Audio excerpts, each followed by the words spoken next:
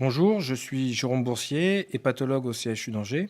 Dans cette présentation, je vais vous parler des données disponibles sur l'épidémiologie de l'anafold et aborder la question du dépistage. Voici mes conflits d'intérêts.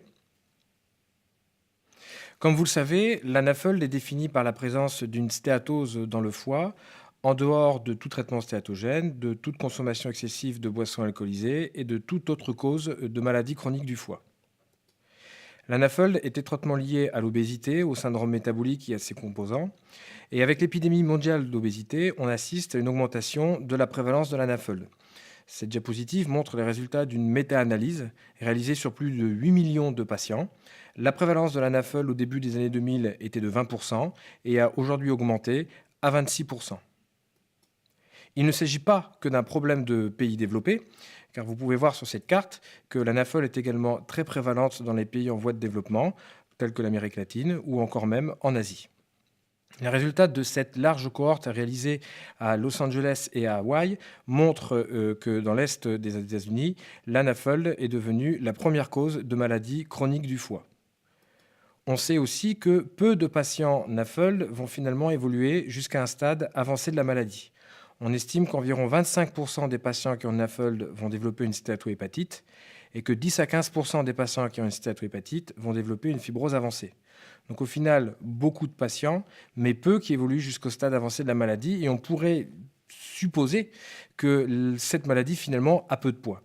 C'est faux, car vous voyez que dans la cohorte réalisée à Los Angeles et à Hawaï, l'anafold est maintenant sur le graphique de droite devenue la première cause de cirrhose. Une autre façon de se rendre compte de l'impact de l'anafold est d'interroger les registres américains et d'observer la temporalité.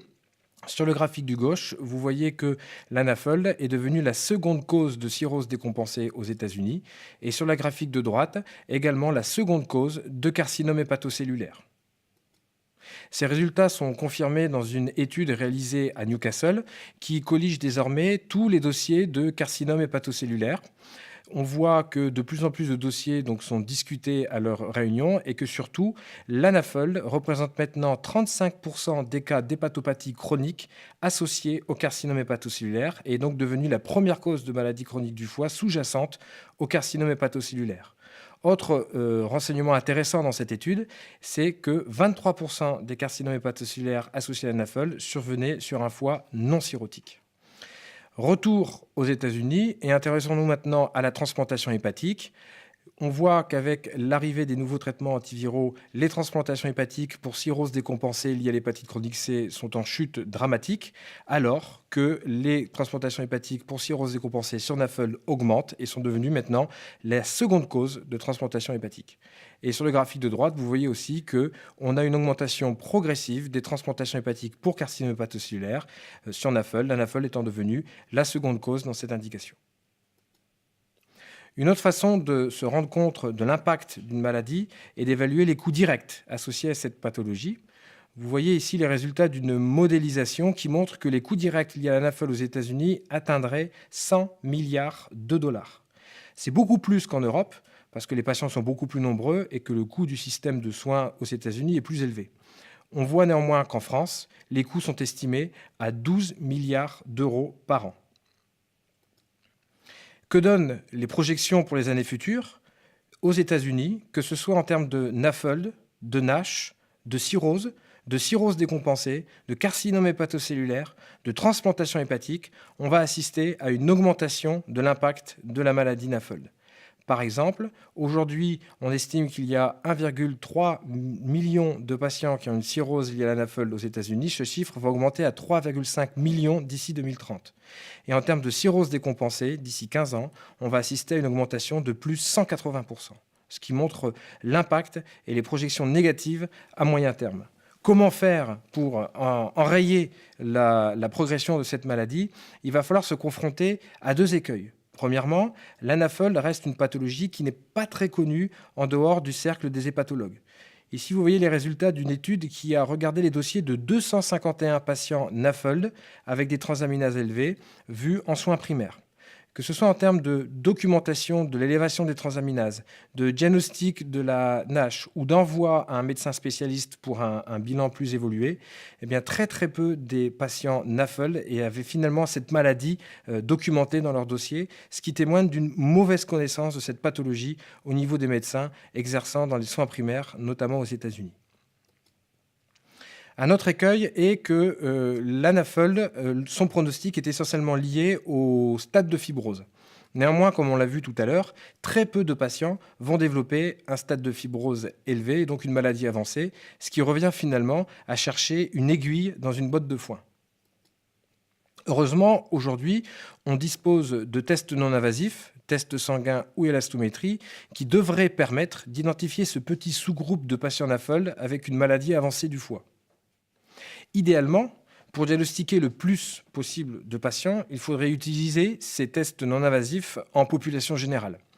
On dispose maintenant de tels résultats, notamment l'étude de Rotterdam, qui a évalué l'intérêt des fibroscans dans une population générale de plus de 45 ans, incluant plus de 3000 patients.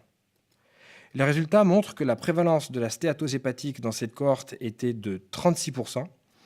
Les patients qui étaient suspects d'avoir une fibrose du foie avancée, donc un fibroscan supérieur à 8 kPa, la prévalence était de 6%.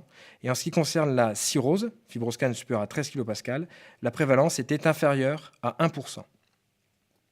Alors, quels étaient les facteurs qui étaient indépendamment associés à la prévalence d'une dureté hépatique élevée, en l'occurrence supérieure à 8 kPa, suggérant une fibrose hépatique avancée? On retrouve les facteurs classiques, notamment l'hépatite chronique B et l'hépatite chronique C, l'âge, la splénomégalie. Mais ce qui est intéressant, c'est que la présence d'une stéatose et ou d'un diabète était également fortement associée à la présence d'une dureté hépatique élevée. Donc, si on doit s'attacher à un dépistage de la fibrose, peut-être faudrait-il s'intéresser aux populations à risque, notamment aux patients qui sont diabétiques avec une NAFLD, car vous voyez sur ce graphique que la prévalence d'un fibroscan supérieur à 8 kPa dans cette population atteint 17%. Donc, dépistage de la fibrose hépatique dans les populations à risque, notamment les diabétiques. Deux écoles s'affrontent. L'école américaine, qui ne recommande pas le dépistage chez les diabétiques, car on ne connaît pas la performance réelle des tests non invasifs dans ce cadre. On ne dispose pas de traitement et on ne sait pas si cette prise en charge, si ce dépistage est coût-efficace. Et l'école européenne qui, elle, recommande le dépistage de la fibrose chez les patients diabétiques. On dispose maintenant de données qui ont évalué les tests non invasifs chez les diabétiques, notamment cette étude française qui a inclus 705 patients chez qui un diabète venait d'être nouvellement diagnostiqué au cours d'un bilan dans un centre de santé. Tous les patients ont eu un fibroscan, 670 avaient des résultats exploitables, et la prévalence d'une dureté hépatique supérieure à 8 kPa, suggérant donc une fibrose avancée, était de 12,7%, résultat qui est assez similaire à ce qu'on avait observé dans la cohorte de Rotterdam. Parmi ces 85 patients qui avaient une dureté hépatique élevée, 47 ont eu une biopsie hépatique, et on voit qu'environ la moitié de ces patients avaient effectivement une fibrose avancée F3 ou une cirrhose. Ce qui montre que le fibroscan, chez les diabétiques, peut être un outil intéressant pour dépister les patients qui ont une maladie avancée du foie et qui donc nécessitent une prise en charge particulière. Une autre étude menée chez les diabétiques, mais cette fois-ci avec un test sanguin, le fibrotest, plus de 1000 patients diabétiques inclus, le fibrotest était positif chez 63 patients, et parmi ces 63 patients, on a découvert 5 cirrhoses, 5 cancers primitifs du foie et 2 patients avec des varices à risque hémorragique qui s'ignoraient, et donc ce qui a permis chez ces patients d'entamer une prise en charge précoce et probablement d'améliorer leur pronostic. Donc en conclusion, la NAFLD concerne environ 25% de la population générale. Peu de patients NAFLD évoluent jusqu'au stade avancé de la maladie. Mais compte tenu du nombre très important de patients qui ont une NAFLD, les patients avec une NAFLD à un stade avancé représentent un nombre significatif de patients. Les tests non invasifs ouvrent la possibilité d'un dépistage des formes avancées de la NAFLD. Il serait donc souhaitable aujourd'hui d'évaluer la pertinence, la faisabilité et le coût-efficacité d'un tel dépistage chez les patients les plus à risque. Je vous remercie.